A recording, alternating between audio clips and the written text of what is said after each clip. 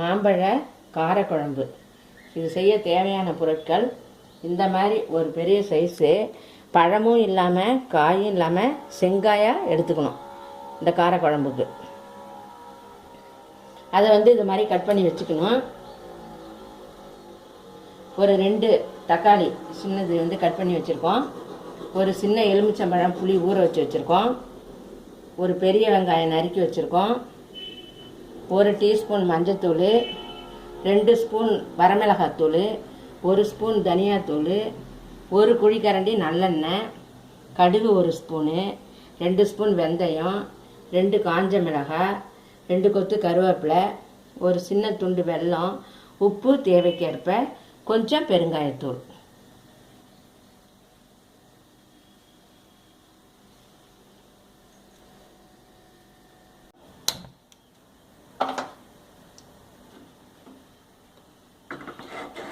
இது மாதிரி ஒரு அகலமான மண் சட்டி அடுப்பில் வச்சுக்குவோம்.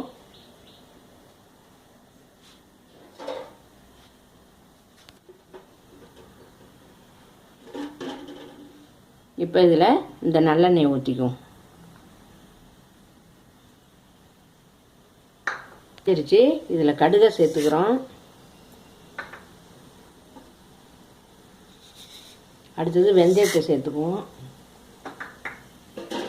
இந்த காஞ்ச மிளகாய் சேர்த்துக்குவோம்.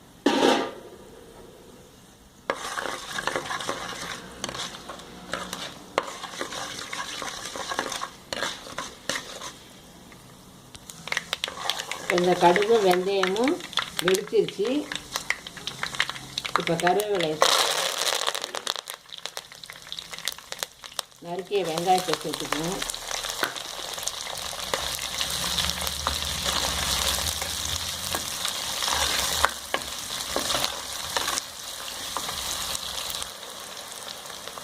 இப்போ வெங்காயம் கொஞ்சம் வதங்கிடுச்சு. இப்போ தக்காளி சேர்த்துக்கணும்.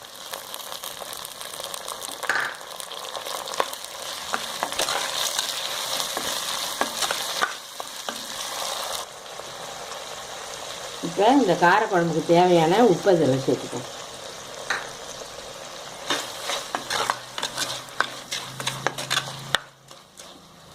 கொஞ்சம் பெருங்காயத்தூள் சேர்த்துக்குவோம். வரமிளகாத்தூள் சேர்த்துக்கலாம். தனியாத்தூள் சேர்த்துக்குவோம். மஞ்சத்தூள்,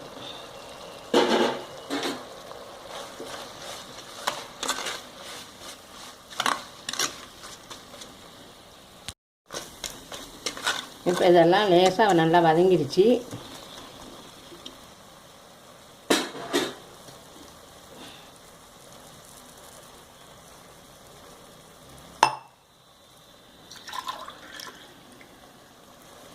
இது புது அரிசி தான். அது ஒரு கழனி விட்டுட்டு 2வது அந்த அரிசி களைஞ்ச தண்ணியை சேர்க்குறோம். இது சேர்த்து குழம்பு நல்ல ஒரு டேஸ்ட்டாக இருக்கும். இப்போ நம்ம எவ்வளோ குழம்பு தேவையோ அந்த அளவுக்கு தண்ணியை சேர்த்துக்கணும். இப்போ நல்லா எல்லாம் கலந்துருச்சு. இப்போ நம்ம ஒரு தட்டை போட்டு மூடி வச்சுருவோம்.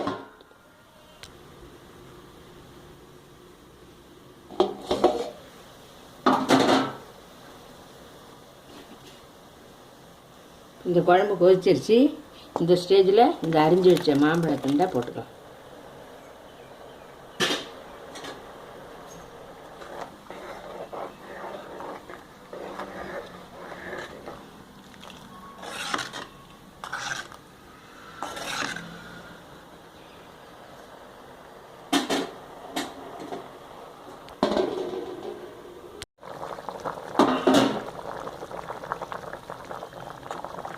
இப்போ குழம்பு நல்லா சேர்ந்து கொதிச்சிருச்சு.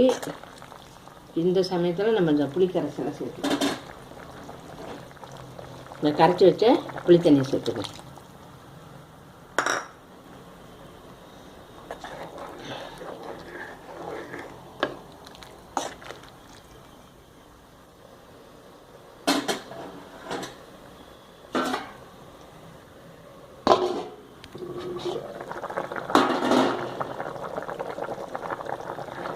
இப்போ நம்ம வந்து இந்த புளி தண்ணியை சேர்த்து நல்லா கொதிச்சிருச்சு.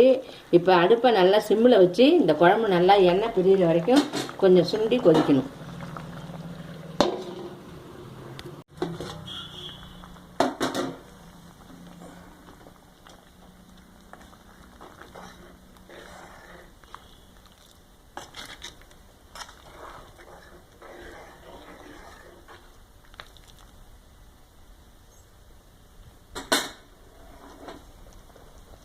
இப்போ இந்த வெல்லத்தை சேர்த்துக்குவோம்.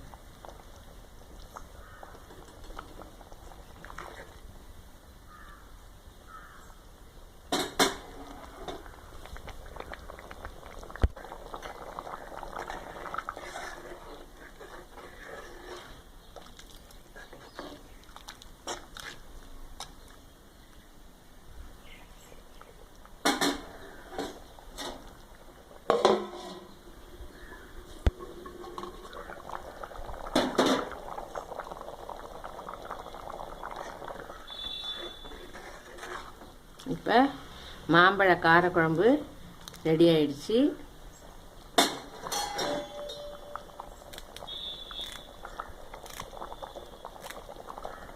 கொஞ்சம் பச்சை கருவேப்பிலை போட்டு இறக்கிடலாம்.